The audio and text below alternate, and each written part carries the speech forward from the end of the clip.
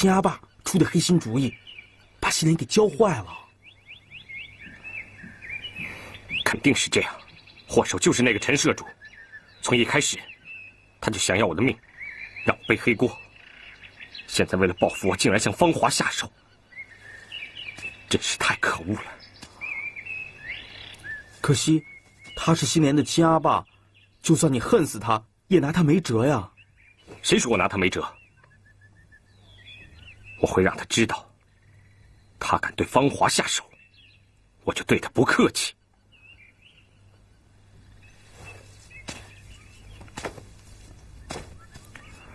老虎不发威，别拿我当病猫。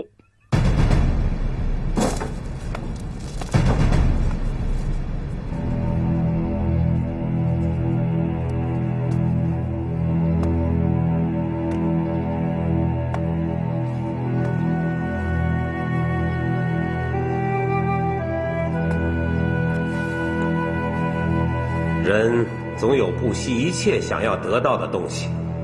我要的是权力，你要的是有情人。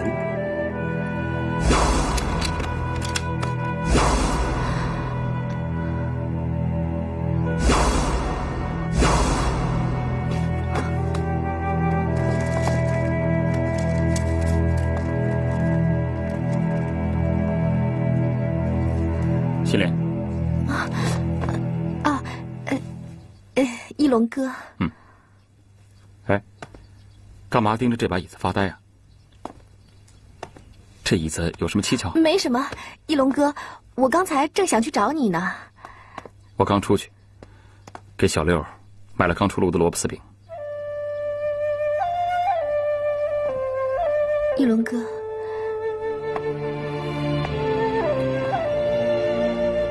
你觉得我阿爸这个人怎么样？干嘛忽然问这个？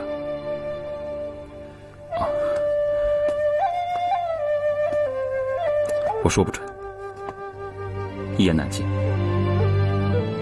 那你觉得我跟我阿爸是不是很像？那不好吗？我也不知道好不好。有时候我觉得他特别疼我，有时候我又觉得他很可怕。阿爸阿妈是上天给的，注定了血脉相连，由不得自己。血脉相连，由不得自己。阿洛哥也会这么想吗？你又不恨他了，我觉得这些日子，你对他的心已经冷了，不是吗？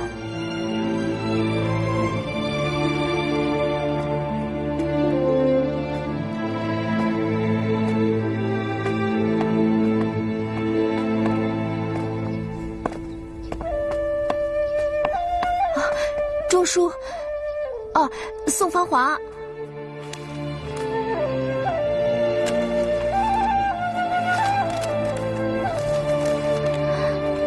他帮阿洛哥打赢了官司，他那么能干，我早就知道他不会输的。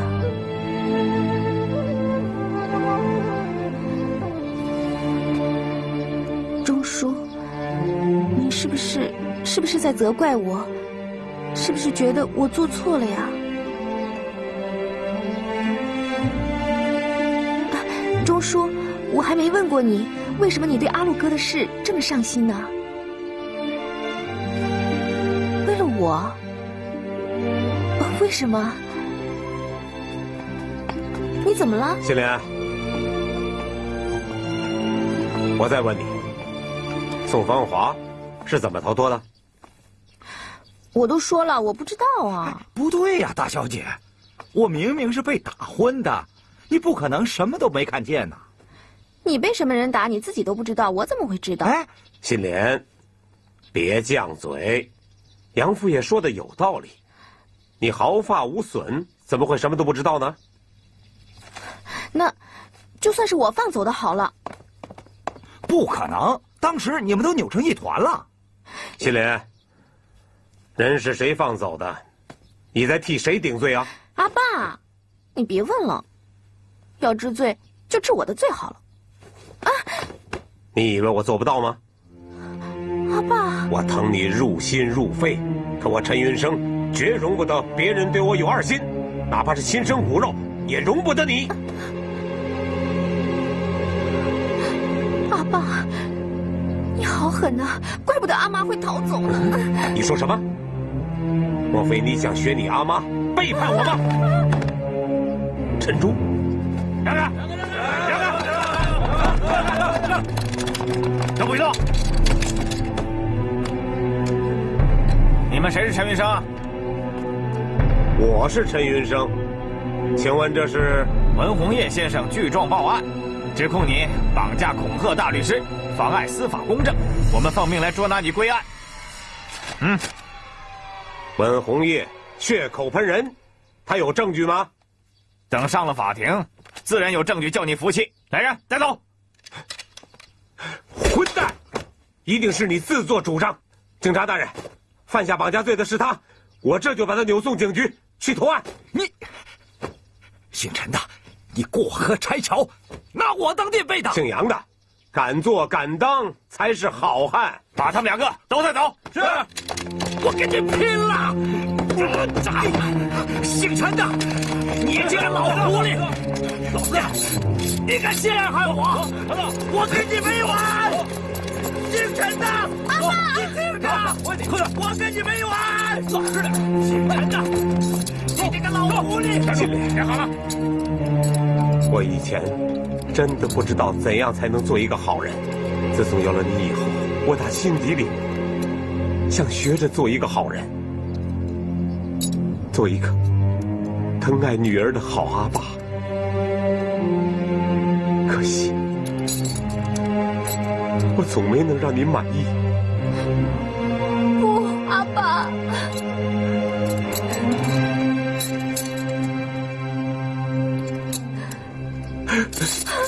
阿爸，阿爸，带走，走，阿爸，我放开他！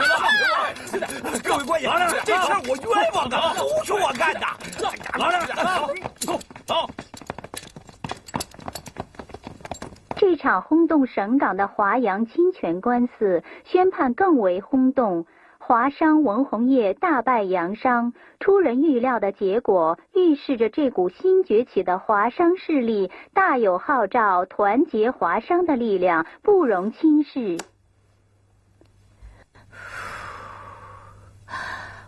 文宏业，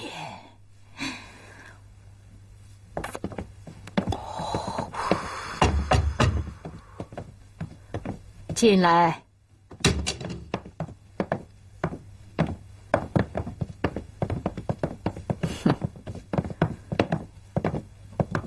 哦，亲爱的汉斯，打败仗的滋味很难咽得下去吧？你是向我来求助的，还是来寻求安慰的呢？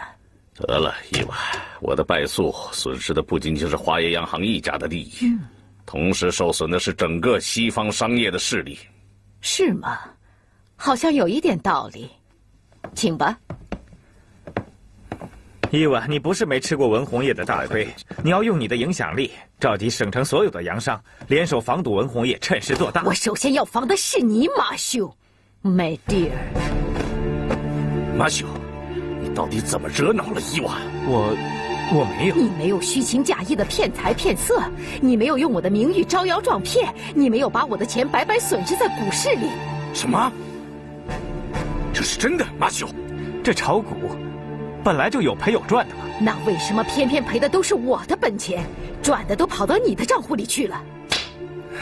你真叫我失望！快，给伊娃夫人认错赔罪。不必了，别演戏了。伊娃，亲爱的，亲爱的马修，我虽然是个害怕寂寞的女人，可我是个更可怕的守财奴。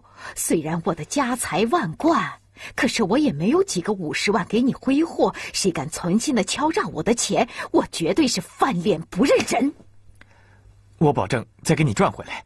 你听我说，伊娃，我也保证叫马修。行了吧，汉斯，你别假装好人了。你用美男计来迷惑我、麻痹我，利用我达到你称霸省府的野心。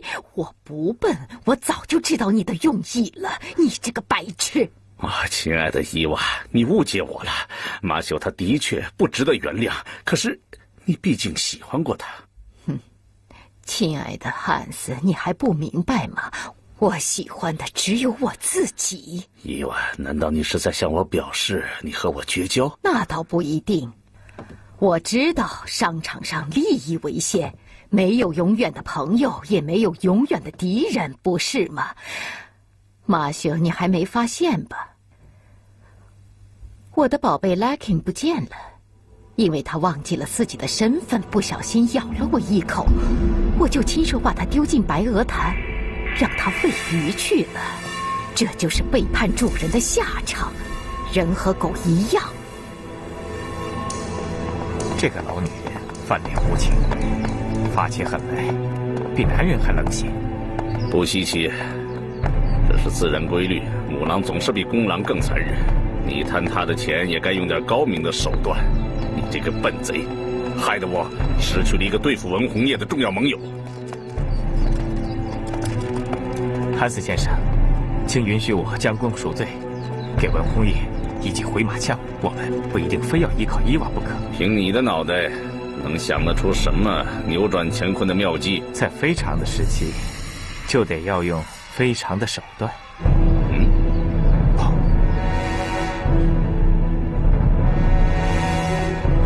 红叶，红叶，红叶，快醒醒，快醒醒啊！红叶，红叶，几点了？你先回去吧。仓库起火了。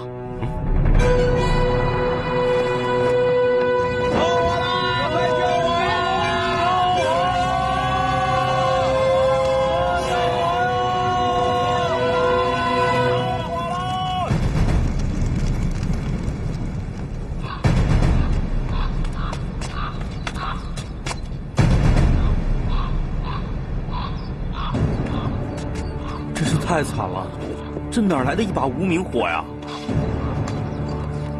这把火肯定不是意外。我前天才把这批货运进来，昨晚一把火就烧了个精光，太巧了吧？可是我们这次为了省钱，这批货没有投保活险，这下连本钱都赔光了。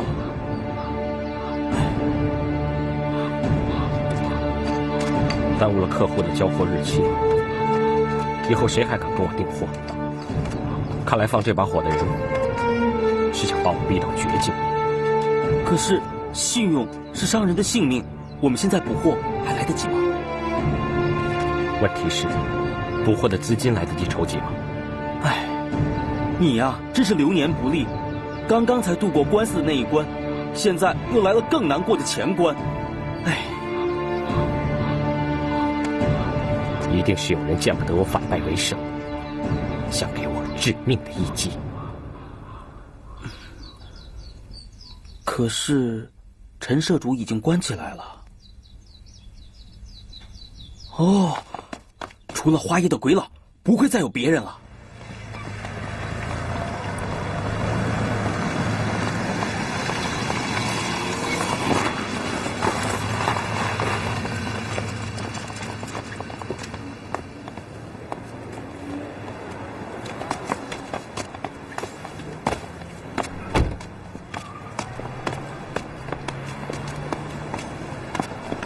Hello， 两位早啊。哦，看起来损失够惨重的。伊娃夫人消息这么灵通啊！这么大的一场火，烧的又是鼎鼎大名的华业商行仓库，早就像你赢的那场官司，轰动全省府了。你是来报一箭之仇，还是来看红叶笑话的 ？No， 我这个人最喜欢雪中送炭了。哦，我耳朵没毛病吧？文老板不想挽救损失吗？那就要资金周转，而我正是那个有能力提供资金的人。哦，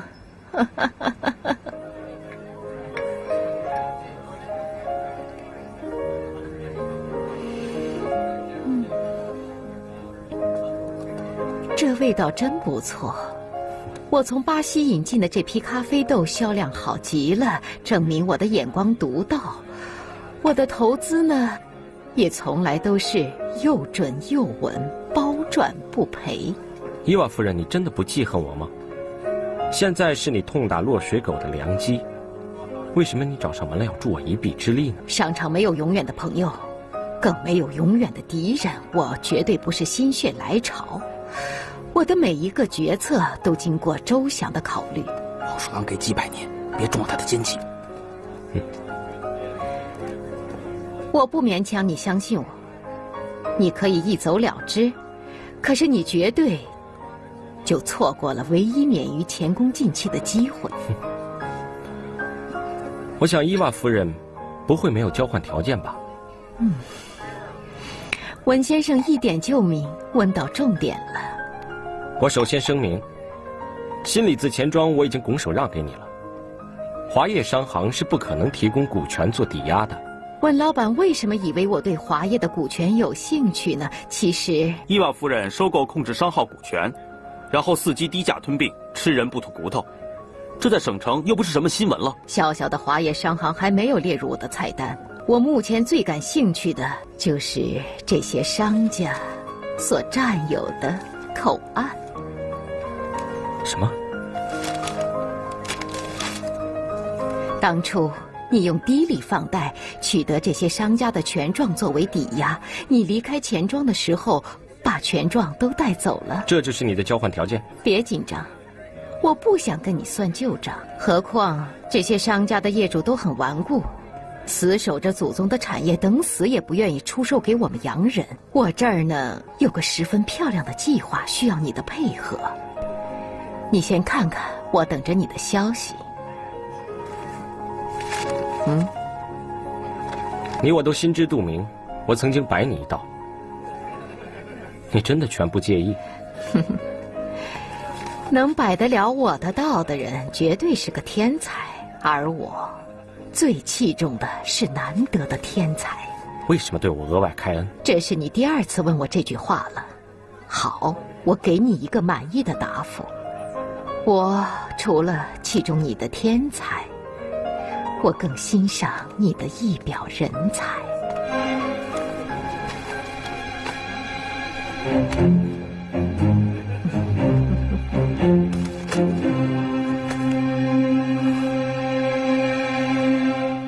岭南大世界，好有气魄的商场。那个伊娃夫人送这张图给你，什么意思啊？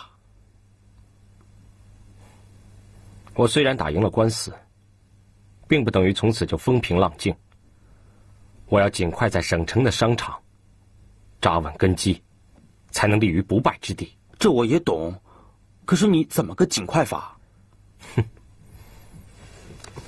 不但要胆大心细，还要快很准，抓住赚大钱的时机。我正发愁呢，我的赚钱时机在哪里？没想到白鹅翻鬼婆就送给我一个锦囊妙计。喂，温红叶，你没有搞错吧？那鬼婆的话你也信？当然不能信。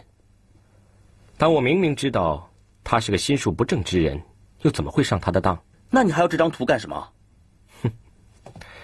那张图可是张宝图，伊娃他想利用我，取得人人都想要的黄金口岸，我倒要借力使力利用他。怎么个利用法？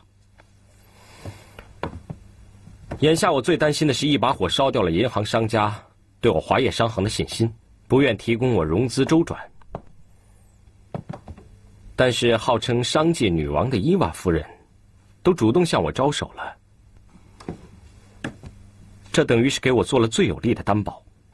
你又要下什么猛料？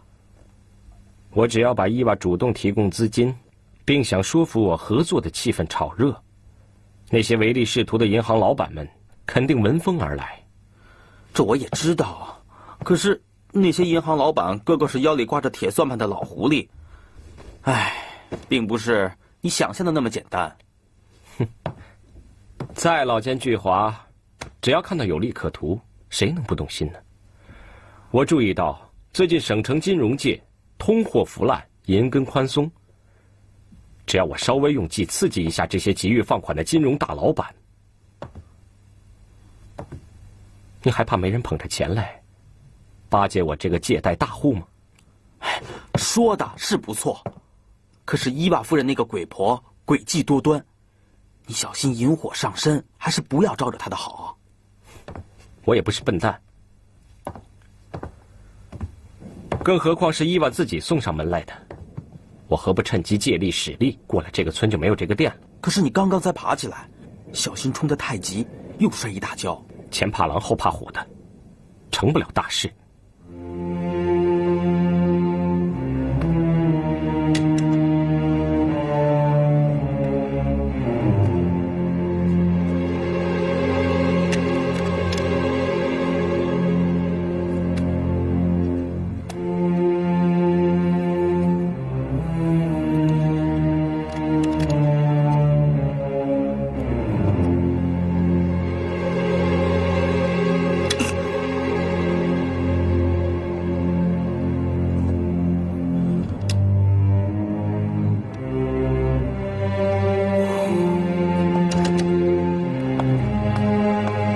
韩斯先生，您看了今天的报纸吗？但愿这把火烧掉文红叶的傲气，烧光华业商行的元气，看他还怎么春风得意。我向来不主张暗箭伤人，这种事别跟我炫耀。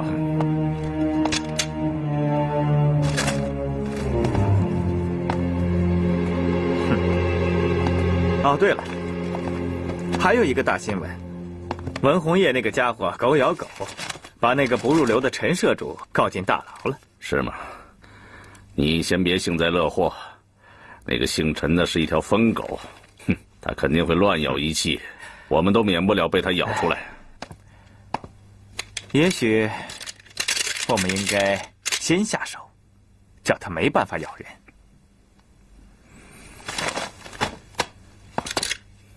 我从来不主张暗箭伤人。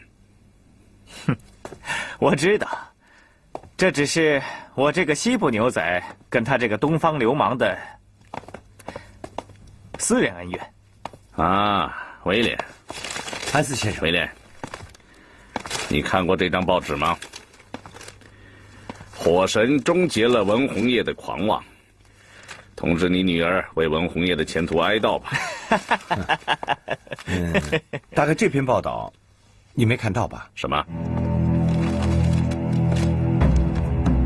商界名人伊娃夫人积极拉拢侵权官司中大获全胜的华业商行，意图提供援助，换取结盟条件。这个白鹤女人打的什么算盘？什么？你也摸不透 ？Shit！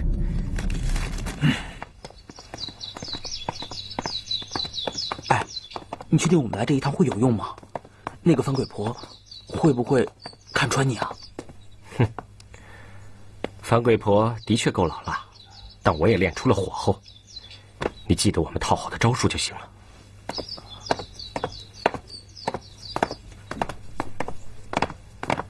哎，文先生来了！文先生，火灾造成的损失不小，伊娃夫人为什么敢冒险借贷给你们？文先生，大家都在猜测你有什么魅力取得伊娃女士的特别关照呢？您谈一谈吧。伊娃夫人是纵横商场的常胜军，她把钱要投资在什么地方最有利，她自己自有分寸。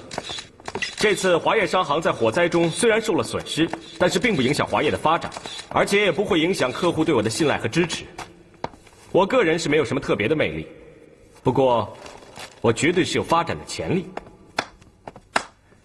精彩，真是太精彩了！这年头，连小丑也敢人模人样的吹牛皮了。各位认识吗？这位就是在法庭上败给我的花椰洋行经理马修先生。不过很有趣啊，每一次跟马修先生交手，他都是我的手下败将。你少得意，臭小子！别逼我掀你的老底儿。马修先生，你在这儿嚷嚷什么？谁才是这儿的主人？马修，这里是我的远东公司，不是你的花椰洋行。如果你再大呼小叫的，就请你离开这儿。伊娃，你眼里向来没有这些中国人，怎么今天被这个小裁缝搅昏了头脑？哦，亲爱的，这就是我比你和汉斯略高一筹的地方。在我的眼睛里，只能看到钞票的颜色，皮肤的颜色就不那么重要了。伊娃夫人，刚才这些记者还在担心你主动借钱给华业商行会有风险。我伊娃不是今天才进商界，我的投资都是十拿九稳的。我至今还没有做过亏本的生意呢。亲爱的伊娃，你还没吃够过于自信的苦头。汉斯，你真是不速之客呀！你有钱来恭贺我独具慧眼，又比你抢先了一步，是吗？不，我是赶来提醒你，被一块石头绊倒一次是不幸，被同一块石头绊倒2次的人就是白痴。希望你不是那个白痴。汉斯先生，你暗指的石头是我吧？我看你是唯恐伊娃女士抢了先机，所以也赶来插一脚，可以啊。我并不介意跟任何人谈合作的可能。亲爱的汉斯，我的资金自认为十分充足，用不着你来替我操这个闲心。亲爱的伊娃，你不要聪明一世，糊涂一时。哦，汉斯，你的想法我清楚。你不要误会我的好意。你的好意就是生怕我抢了你的先机，占了你的上风。不要照，不要照，伊娃，你会后悔的。是吗？你不听我的警告，你会上当的。对不起，我们没有迟到吧？你好，没有。周先生和 Richard 他们来干什么？你好。这些贵客是我特意请来的。华业商行刚刚才打赢了官司，我们就乘胜追击，拟定了一个全新的计划，将在这些商号的旧址上新建一座全省城最大的综合性商业中心，取名叫做岭南大世界。岭南大世界，哎呀，很宏伟。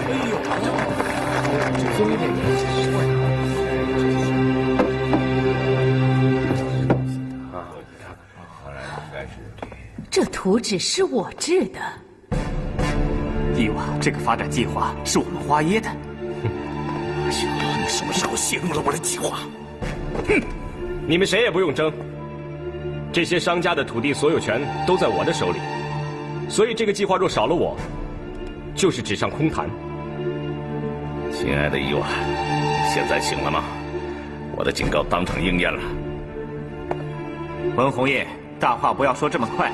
这么大一块地方，收购、拆迁、重建，需要多少资本？就凭你那个华业商行，简直是天方夜谭。不怕货比货，就怕不识货。岭南大世界有全新的设计，周详的规划。这个大厦不但有设备齐全的百货商区，游园、杂耍、戏曲、茶楼、餐馆，一切是应有尽有。来的客人不用路途奔波，在这里可以买东西、吃喝玩乐，要多享受就有多享受。还有我的精彩表演，我龙舟得唱的龙舟可是省城一绝呀！在岭南大世界里应有尽有，商机无限。我就不信引不来识货的行家竞标投资。伊娃夫人就比你们有远见，已经先走了一步。文，你这是同意我们2个人来合作了？我先多谢伊娃夫人的抬举，不过说穿了，你也是看准了借贷给华业商行大发利市的良机。既然如此，我想在场的金融界前辈们也不是睁眼瞎子。暂时我并不着急跟谁合作，货比三家不吃亏嘛，对吧，伊娃夫人？来，请。大家请。这就是岭南大世界。哎呀，这么奇巧聪明的设计，真是想得又周到又心侠。文老板独具匠心，这个发展计划太完美了，难怪华业和远东2家公司都来抢着跟您合作。能不能再解释清楚一点？文老板，能不能抽时间移尊到我们银行，仔细说明您的计划？这是我的名片。对，好，这是我的名片，这是我的，给我。谢谢。亲爱的，你设计姓文的，现在反而被他设计，没想到吧？好，我最亲爱的伊娃，有关岭南大世界的那块石头绊倒2次的感觉如何啊？阿路，你厉害，你真厉害！不出你所料，借力使力这一招果然被你算准了，气得伊娃夫人和汉斯大班有气进没气出。本来呢，我也只想借伊娃炒热我华业的行情，却没想到汉斯也来插手，我就顺水推舟。你说他们2个人当着所有记者的面一争一吵，这次咱们华业商行的岭南大世界想不炙手可热东南啊！你真是天下第一大奸人。是奸商，不奸怎么当商人啊？对不对？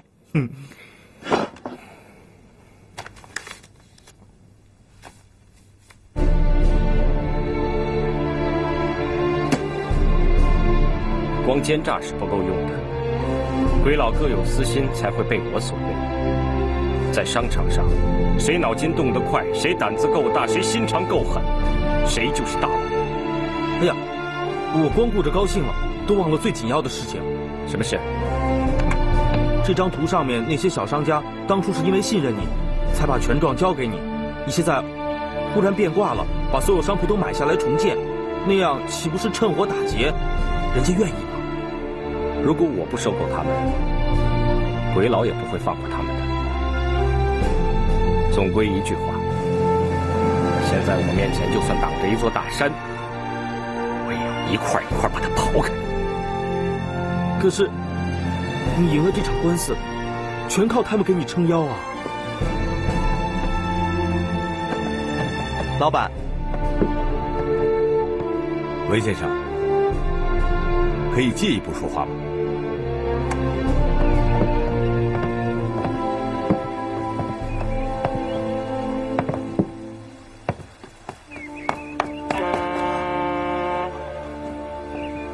没想到我会找你吧？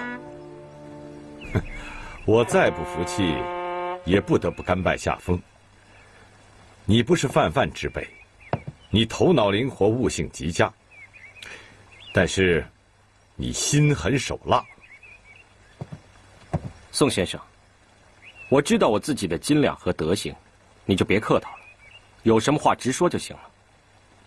老实说，我也不知道为什么要来找你，只是有些话我不吐不快，非对你说不可。哦，对了，你别误会，我今天来并不是准备为女儿讨回公道的。文先生，你巧妙地利用了花耶和远东两家公司的私心，得到了最大的利益，这比在法庭上赢得还要漂亮。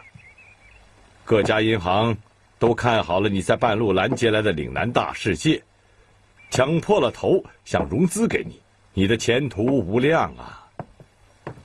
宋先生，姜还是老的辣，我瞒不过您的慧眼，但愿宋先生的吉言能够成真。文先生，你准备怎么面对将要被你夺走祖产的那些华人小商号？他们当时可是相信你能够保住他们的祖产呢。宋先生是花耶洋行的大买办，你也曾经帮助鬼佬暗中设计收购这些商家，为什么忽然胳膊肘往外拐，不顾自家人的利益啊？自家人？我13岁就进了洋行，为洋人卖了大半辈子的命，也帮洋人赚了不少自己同胞的血汗钱。到头来，这些鬼佬从来没把我当过自家人。人老了，我多少也得为自己积点德，免得死了以后下地狱，是吧？宋先生，您这也是给我的警告。我是过来人呐，世态炎凉，人情冷暖自在人心，我是好心提醒罢了。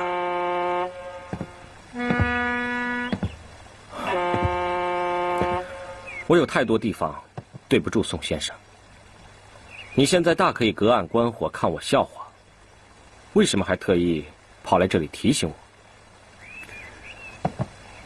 我也年轻过，我也像你一样野心勃勃。你是一个人才，只是欠了些火候，稍加点拨就能够点石成金。大概我和我的女儿一样，抗拒不了你的那种致命的魅力吧。踏错一步，必然步步错，搞不好还可能万劫不复啊。是好是坏都是我自己的命，我想还用不着你来告诉我哪一步是对是错。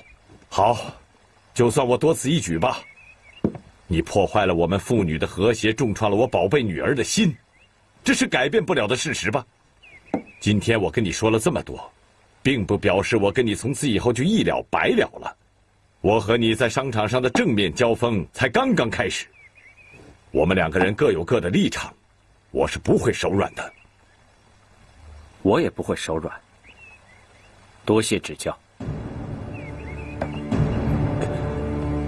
好，我们后会有期。哎呀，我的天哪！你再不出现啊，我还怕宋小姐的阿爸为了他女儿一气之下把你分尸了呢。真的那样，我反倒痛快。哎，大买办平白无故的找你说什么悄悄话呀？如果我不狠下心全面收购的话，那些小商家也会落在洋行手里，下场更惨，是不是？你说什么呢？时势造英雄，人不为己，天诛地灭，是不是？你小子发什么狠呢？卖报了，卖报了，卖报了！哎，好嘞，先生给您。哎，心莲，嘿，巧了，你怎么会在这儿啊？我来这里买救心丹，我阿爸他有急性病，我怕他在牢里熬不住。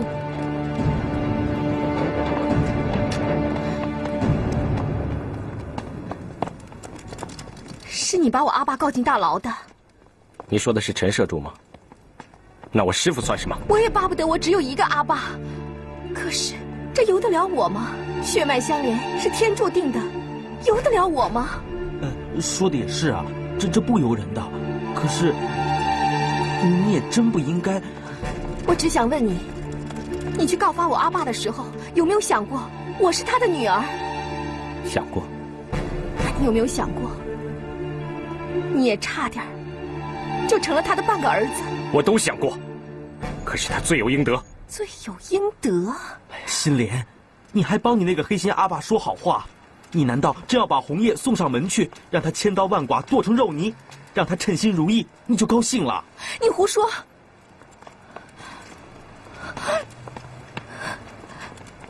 我没有这个意思。那绑架芳华是谁的意思？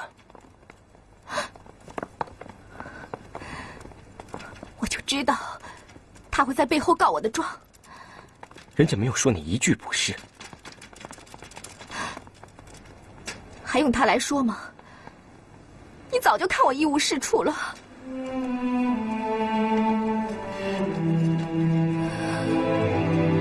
心莲，我知道这种伤天害理、为非作歹的事，全都不是你的本意。不管他是不是你阿爸，我都不会让他逍遥法外、祸害人间。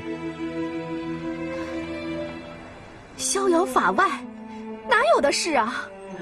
你还以为不会吗？你记不记得，你和红叶的小命都差一点毁在他的手里啊！你这么快就忘得一干二净了？那是过去的事情，难道就不能给他一次机会，拉他一次吗？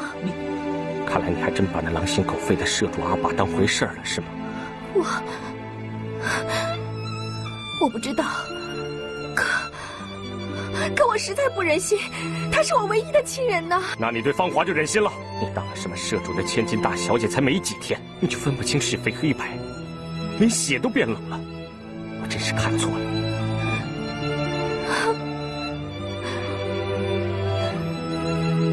我帮理不帮亲，可是你当了社主的女儿之后，就颠倒是非，变得没心没肺了。你千不该万不该，你不该帮着你那个黑心阿爸去做伤天害理的事。宋小姐比你的度量大多了，也明事理多了。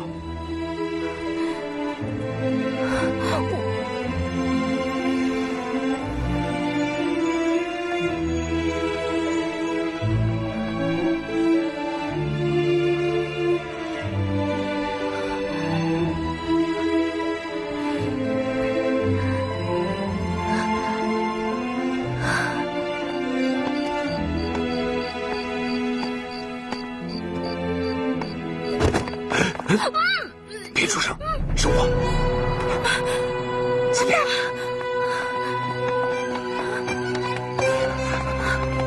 心莲，救救阿爸！开门！开门！开门！开门！开门！开门！电话！给我仔细搜！开门！队长大哥，这究竟是怎么回事？陈云生越狱了。什么？别装糊涂，窝藏逃犯，等同犯罪。队长，您别说笑了，我们根本不知道这回事，是吗？队长，就算我们有天大的本事，也不敢欺骗队长大哥您。我要把这里搜查一遍。队长，请便。都来，走，这边看看，到这边。好，仔细搜，是，仔细搜。这边没有，仔细搜啊，都过来。是。这边有没有？没有。到底是骨肉连心呐！救救阿爸！我。阿爸是走投无路了，在牢里有人要暗算我，要置我于死地。你看，心莲，阿爸求你了。喝了这杯酒，我们和解了吧？亲爱的汉斯，我根本就没有把你当成敌人，让我生气的只是马修。亲爱的，无论你给我定什么罪，我都不会辩护。可是，如果我们白人自相残杀，反而被文红叶利用，那真是太丢脸了。我在商场上打拼了多年，文红叶竟然敢当着我的面耍我，明火执仗抢了我的岭南大世界，成了他的吸金法宝。这，亲爱的，你不也参与了这场抢劫？岭南大世界最早出自我的构想，不是吗？那这么说，我们难道就束手无策了吗？亲爱的威廉，你是中国人，如何反击这个中国小子最能奏效？你有什么高见呢？我还没来得及想。威廉，输了官司，你连脑袋也输光了吗？竟然还没有对策，你这个乡里是怎么当的？汉斯先生，文辉业的狡诈，连伊娃夫人都吃了亏，这事儿草率不得，容我仔细考虑一下。我们一出手就必须成功。中国有句成语叫釜底抽薪，要想一个办法从根本上抽掉文的根基才行啊。到底是伊娃夫人高明啊，提醒了我一件事情。哎，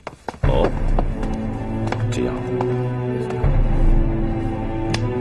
就会成功的。哼，威廉先生真的是好主意，这条妙计至少先剥文红叶一层皮。亲爱的伊娃，你觉得呢？我们必须联手进行，事成之后也有相当的利润呢。威廉的计划若能成功的话，那当然痛快。我也知道，要达到目的，我们就要动用不少的资金。我有一个想法，我们各出一半的资金，当然赚到的利润也是各分一半，我们谁也苦不了谁。成交，伊娃，你放心，如果我们再不齐心，互相猜疑的话，最后失去的是整个岭南的市场。威廉，文固然是你的同胞，可你做的是花椰洋行大买办的位置。听着，两者权衡，你立场要站在哪一边，千万不要搞混了。汉斯先生，花椰的利益就是我的立场，你并不糊涂。好，这件事你放手去办，也考验你是不是忠于职务。我们要在中国立足，无论如何要防备其他华商群起仿效，绝不能让文在这里为所欲为。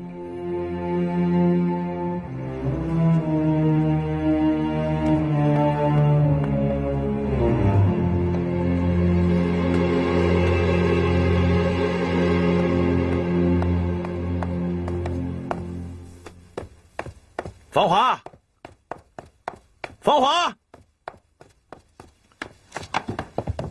玛莎，玛莎。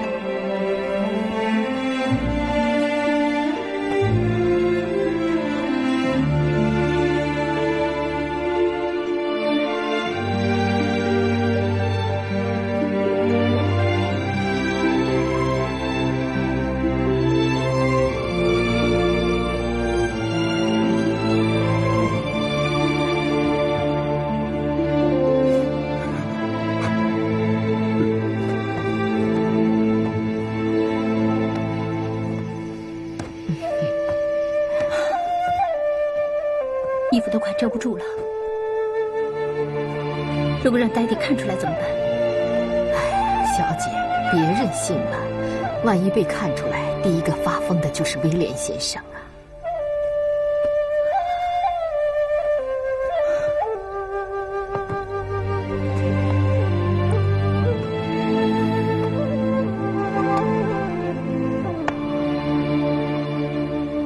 爹地他还好吧？唯一的女儿离家出走，他好得了吗？他经常在你房里一坐就是大半夜，可怜天下父母心呐。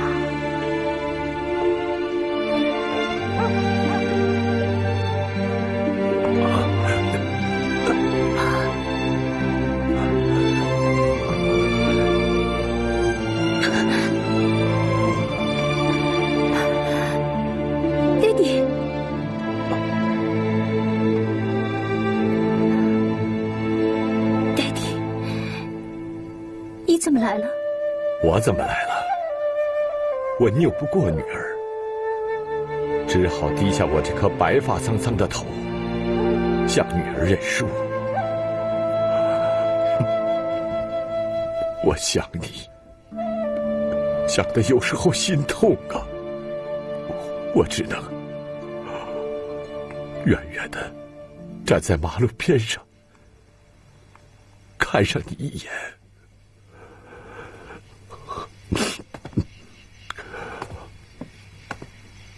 孩子，这种地方，那跟贫民窟有什么两样啊？你怎么能习惯住在这里呢？我没有违背中国人的良心，我住得心安理得。哦，你先别防御爹地，爹地不是劝你回家的。即便是你今天跟爹地回去，要不了几天，你还会离开的。你和爹地也可能距离越来越远。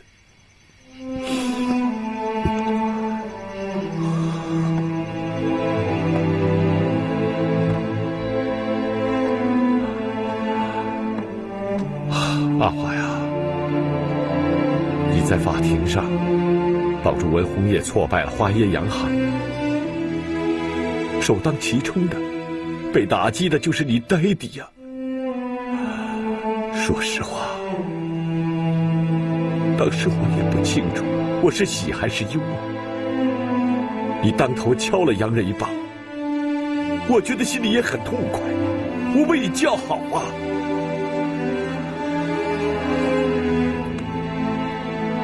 可是话说回来了，我毕竟是洋行的大买办，一场胜券在握的官司，眼巴巴被女儿给打败了，而且还要受制于一个初出茅庐的文红叶。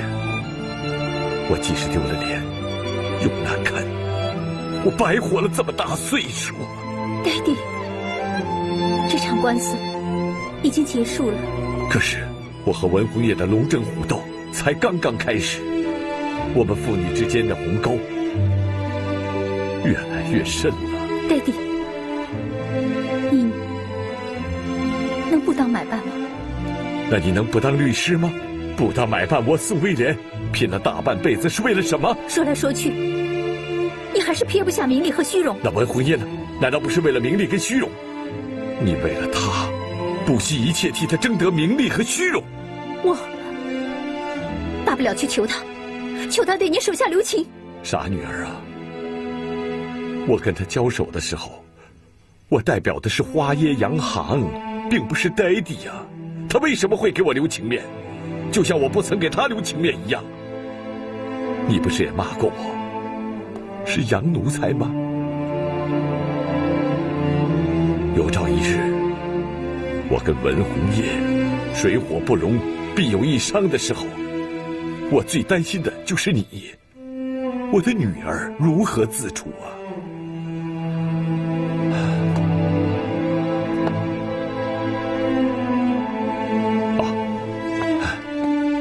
对了，孩子，这一张支票你拿着，你换一个好点的住处，以后每个月我叫玛莎把生活费带给你。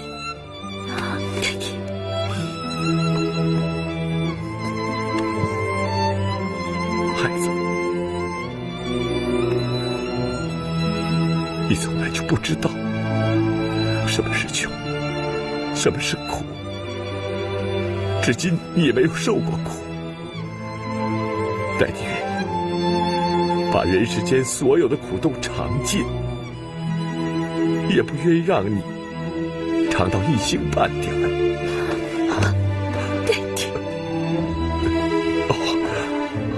芳华，不管以后代替做了什么，只要你记得代替事事情非所愿。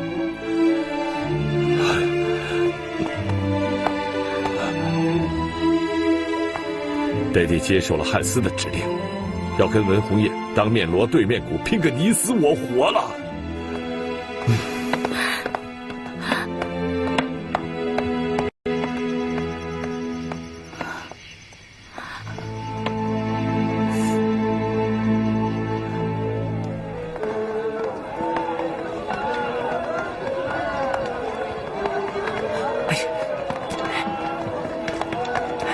红叶，糟了，我们来晚了一步。怎么了？有人抢在我们的前面，请我带来的那些老板们喊出了高出市价1成的价钱来收购沈港两地水泥的现货。这半路杀出的程咬金是谁呀？不用想就知道了，自己看。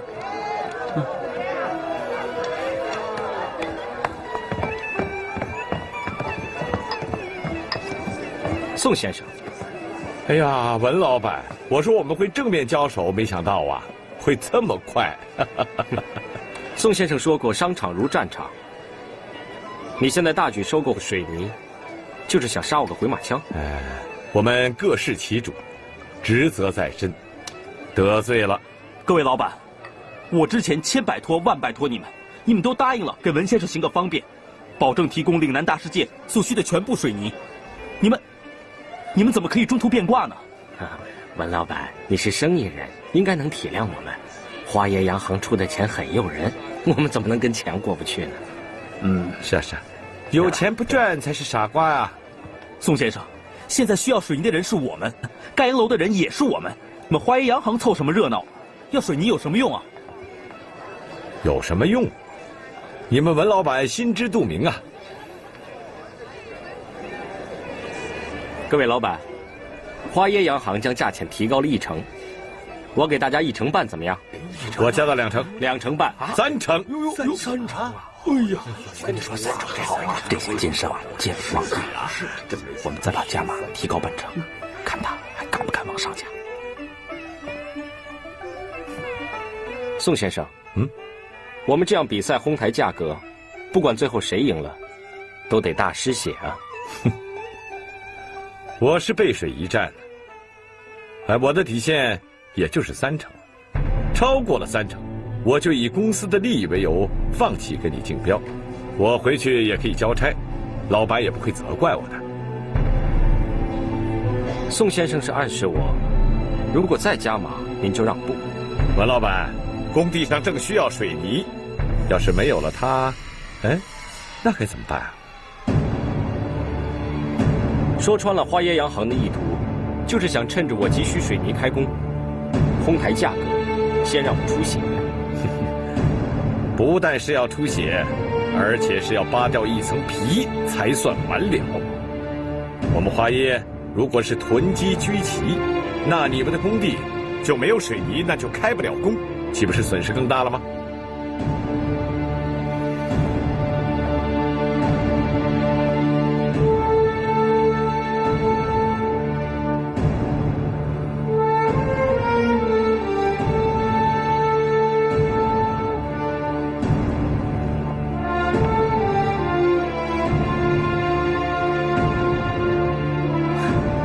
各位老板，我不加了，你们成交吧。红叶，等一等，文老板，你没有懂我的意思。我的意思是啊，你是白痴啊！人家宋先生给你顺水人情，不跟你争了，你还没懂啊？对，我这个吧，其实也……宋先生，两军对垒，你却妄想两头讨好，耍这种花头，难道汉斯先生的鼻子闻不到端倪吗？这是你曾经跟我说过的话，我现在原封不动的奉还。你既想要保住在洋行的乡里宝座，又想给自己的灵魂留一点余地，好个中义两全。但我却要为您的八面玲珑多付出30%以上的成本损失，这个顺水人情，你收回去，我不要。恭喜各位老板了，又多了近30%的利润。我们生意不成仁义在，后会有期。文老板，吴业，你等等，咱是老板，合同给签了，签一下。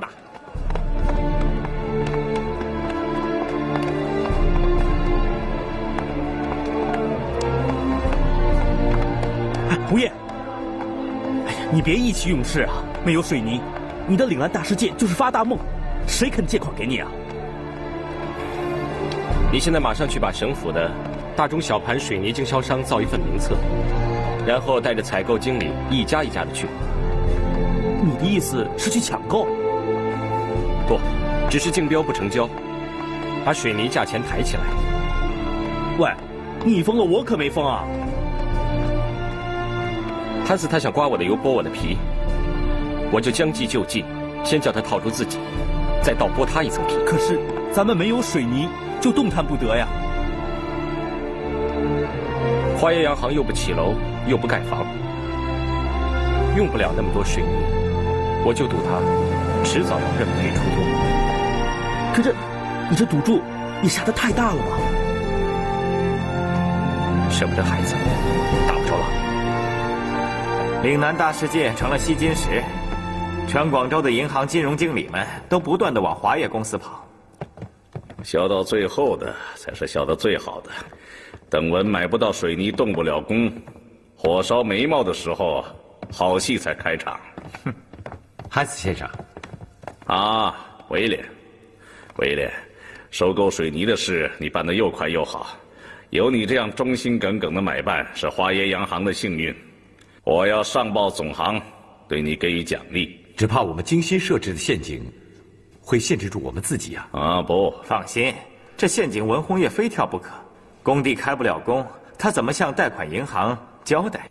汉斯，市面上的水泥价格忽然都飙涨了起来，我们收购上的预备金已经超过预算了。可最近水泥供过于求，没有涨价的理由啊！你用脑袋想一想，我会收购，人家就不会反收购。啊，是文红叶在跟我们比拼价钱呢。他的财力还远远不够跟我们硬碰硬，他的反收购肯定会碰壁。可事实上是市面上水泥涨价，却没有听说任何一笔成交啊！他成交不了，文红叶远远拼不过我们2家大公司。可是我们积压了这么多的资金，水泥一时又脱不了手，这不是长久之计。你别急，文红叶有时间上的压力，到时候多高的价钱他都要接受，那时我们什么损失都补回来了，你放心好了。若是这小子他还按兵不动呢，我们2家公司的仓库都被水泥塞爆了。这好办，我马上去租临时仓库。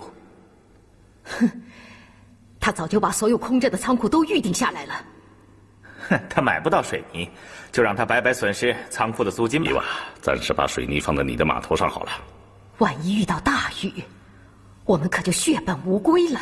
亲爱的，现在又不是雨季，哪能说下雨就下雨啊？文红叶不可能一直这样没有动静。我从市公务局得到消息，岭南大世界已经确定月底破土动工。文红叶没时间耗了，我们要沉住气。威廉，水泥的事你一定要盯紧，千万不能有丝毫的懈。你，汉斯大班，别害怕，你没有活见鬼，我是人。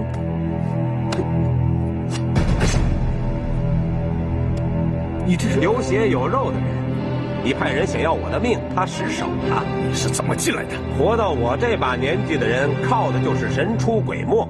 想来就能来，想走也能走。威廉，打电话报警！快报警！要不我回头进了大牢，法官问起来，我又太老实，说出绑架某人背后有人指使，那可就不好玩了。绑架，汉斯先生，你这是，你到底想做什么？我说，汉斯大办，我给你做事儿，总不能白干吧？可惜你办的事情没办好。你这个可恶的敲诈者，要是在我的国家，我一定把你送上绞架。切，汉斯大办有所不知啊，我从小就是被吓大的，我的祖上就有人上过绞架。鸦片战争参加3元里抗英，他老人家一个人砍下了好几个鬼佬的脑袋。嘿，我们的命不值钱，赚几条洋人的命垫背，划算。说吧，你想要什么？钱和关房，我要去香港关房，加上安家费，一共10万。你说要10万，就会有10万了吗？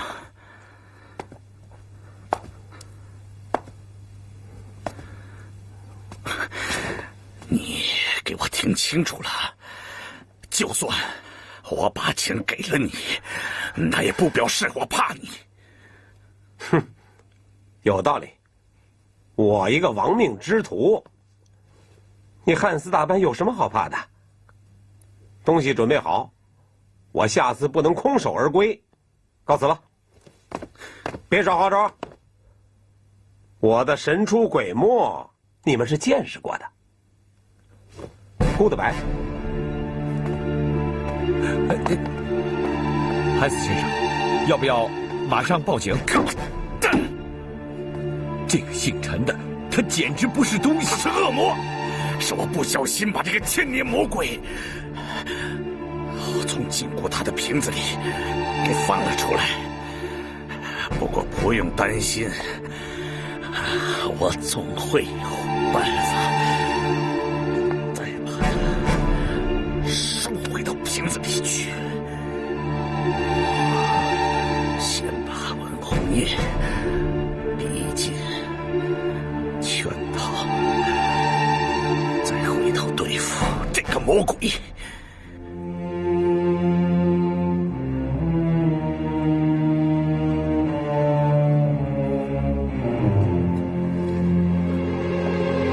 哎，刘经理，咱们做了这么多请帖，哪张最重要啊？啊？哦，当然是市政厅厅长和市公务局局长了。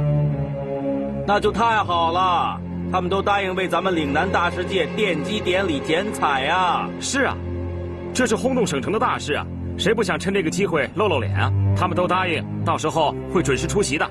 只可惜啊，到时候咱们的奠基典礼能准时开吗？龙周德，你不用那么大声隔山打牛，我知道你说什么。知道你还装作没听见似的，一包水泥都没有，你到时候拿什么破土奠基啊？我已经把城里空闲的仓库全都租下来了，看他们往哪里堆货。哎，光有空仓库有什么用啊？现在花爷洋行正等着你上门去求他们出售水泥呢。这一回，我看你是赢不了洋人了。不到最后一刻，谁输谁赢还未见分晓呢。文老板，这是你的最后一刻啊！等着破土开工的人是你，不是花爷洋行。人家可以等，可你等不起呀。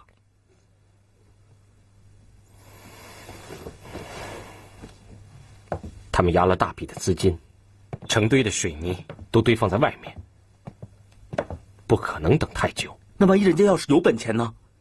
就是不急着脱手呢？你怎么办？要赌就赌到底，这可不是一句赌气的话，因为你输不起。大佬，你没有退路啊。这是一条不归路，中途退却，必然一切都是空。你就认一回输，吃一次亏吧。这不是认不认输的问题，让人设下了圈套要我钻进去。我如果钻了进去，就被他们捏住了脖子，被逼到撑不了垮台为止。这水泥只是一个幌子，困死我才是他们的目的。你到底懂不懂？可是你再这样坚持下去，不一样还是个死局吗？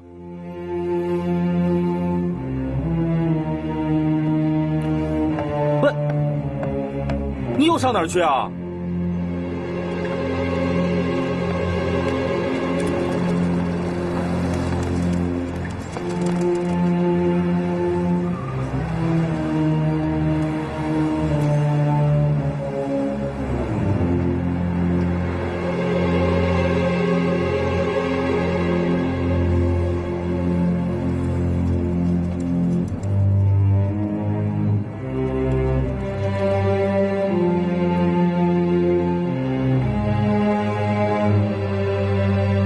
包水泥都没有，你拿什么破土奠基啊？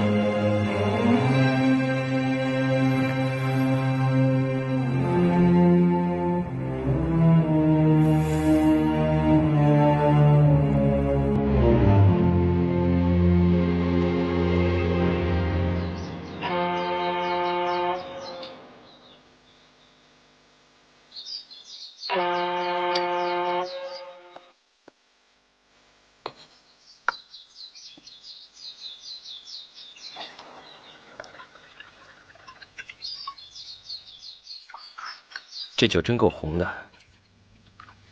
把它都倒上。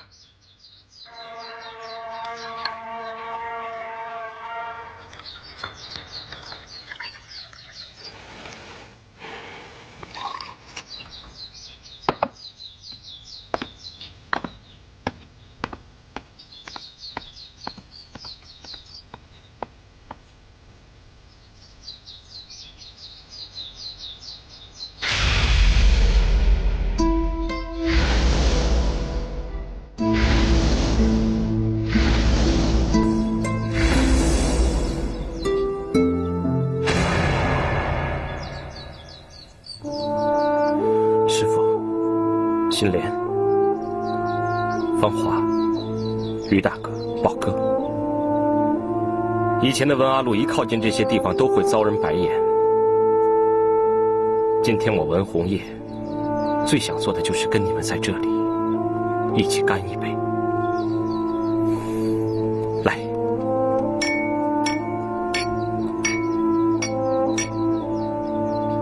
我们干一杯。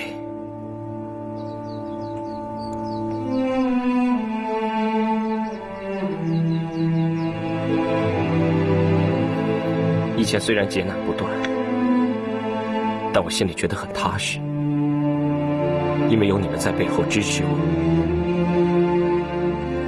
今天我把这条路走顺了，心里反而没了着落。你们一个个都像躲避瘟神似的，不敢靠近我。我这到底算是怎么回事？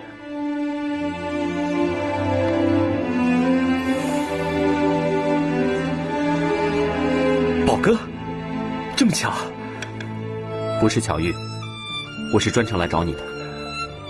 我以为你这一辈子都不再理我了，我这闷得慌，刚刚还想着你呢。你看，这杯是我为你准备的酒。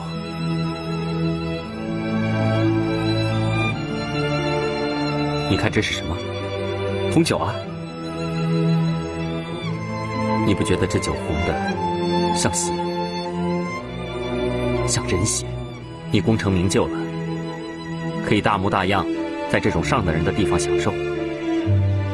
可是你别忘了，你喝的都是别人的鲜血。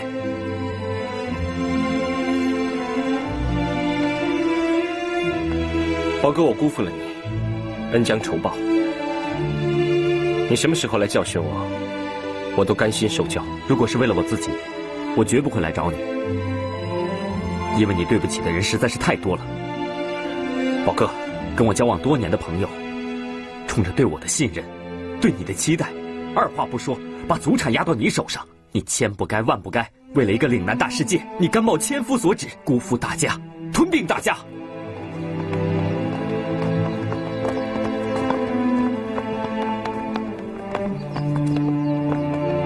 我没有强行吞并谁，我只是顺应潮流，按市场的行情合理收购他们。你这说的什么话？你趁人之危，违背当初的契约，你说得过去吗？我没骗也没坑他们。是，咱们怎么办？是不是？哎，真是。要怪就怪他们自己运气不好。哎，怎么能这么说话呢？你看那人怎么这样？你说这话无情无义，跟鬼佬一模一样。你难道忘了自己是谁吗？我就是我，跟谁都不一样。我不想受穷，我用心用脑子拼命一搏，难道我错了吗？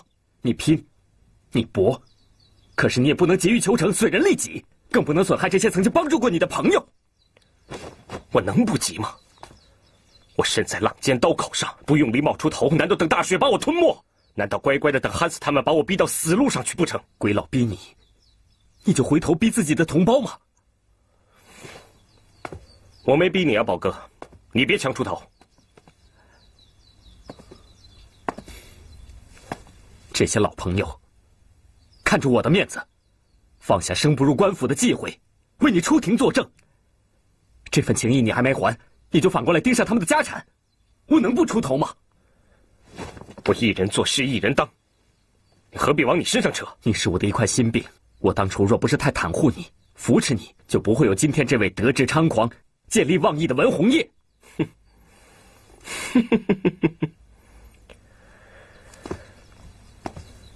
要不是我变成文弘烨，谁给他们低息贷款？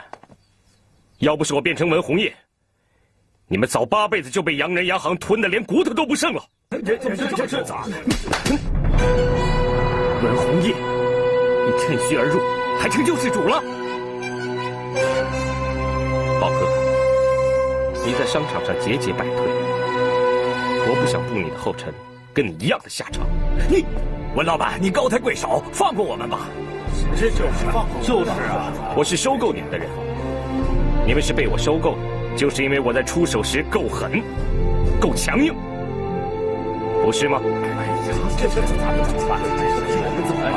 文弘烨，宝哥，你是输家，你们都是输家，输家是没有资格来教训我的。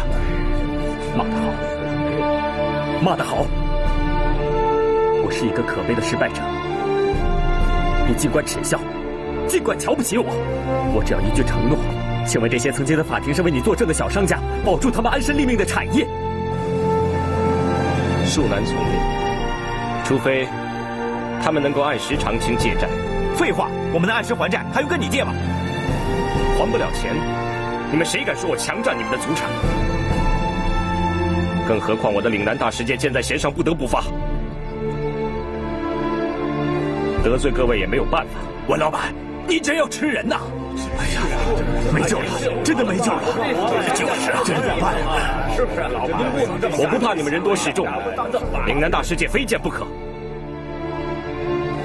在这世界上，胜者为王，强者为王。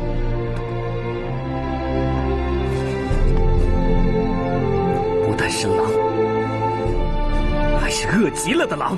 你就慢慢享受你的人血大餐吧，文老板。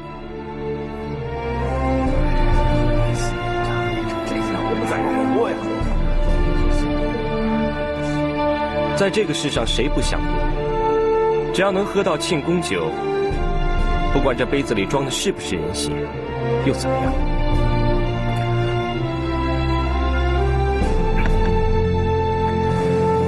师傅，这杯我敬你。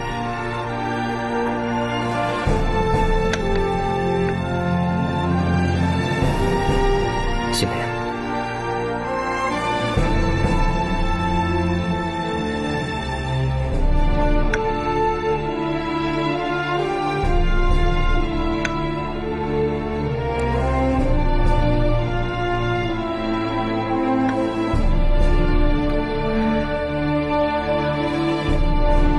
宝哥，干杯！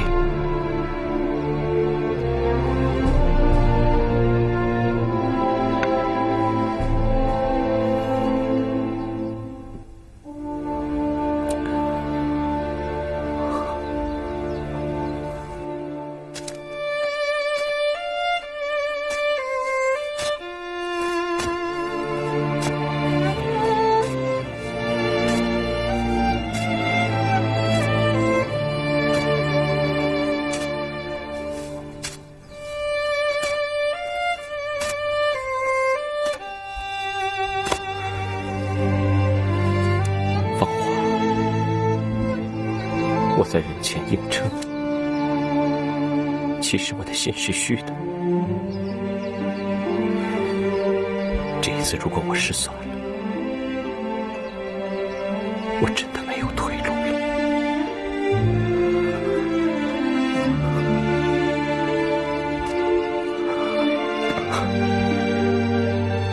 放话，放话。我该怎么办？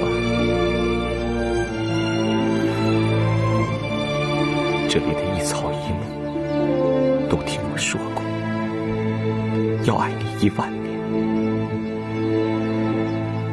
可是，我打了自己的嘴巴，碎了你的心。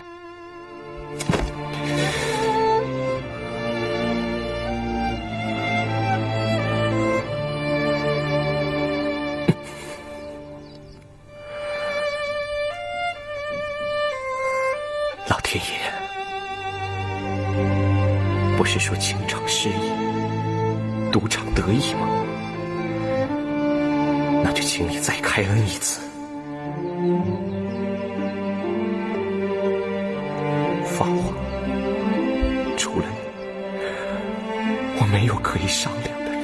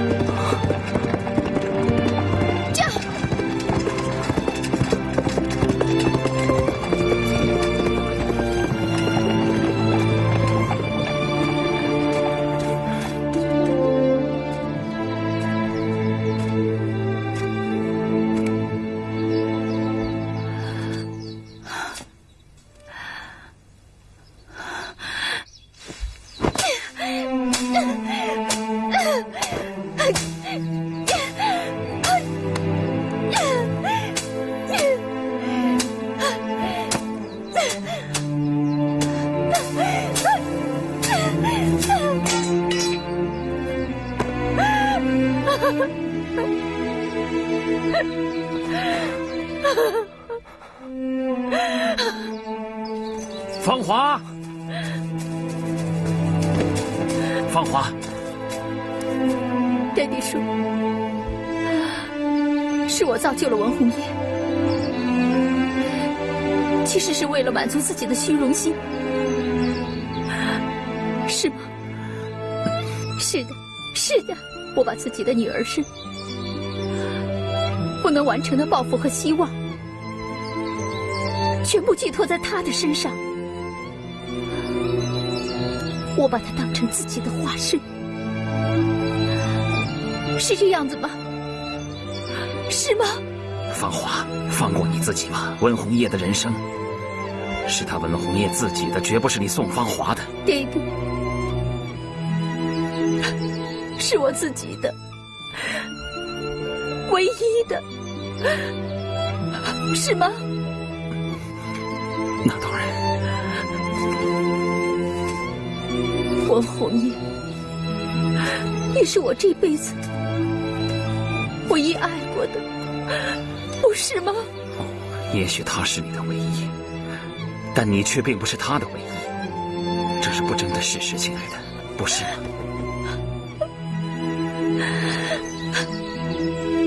东尼，我真的不想再卷进这个漩涡，我真的想挣脱出去。要知道这件事情谁都帮不了你，亲爱的，只能够靠你自己才能够办到的。好好珍惜你的人生，你哭过了，痛过了，就应该把它忘掉，一丝一毫都不要留下，再也不要为他流泪。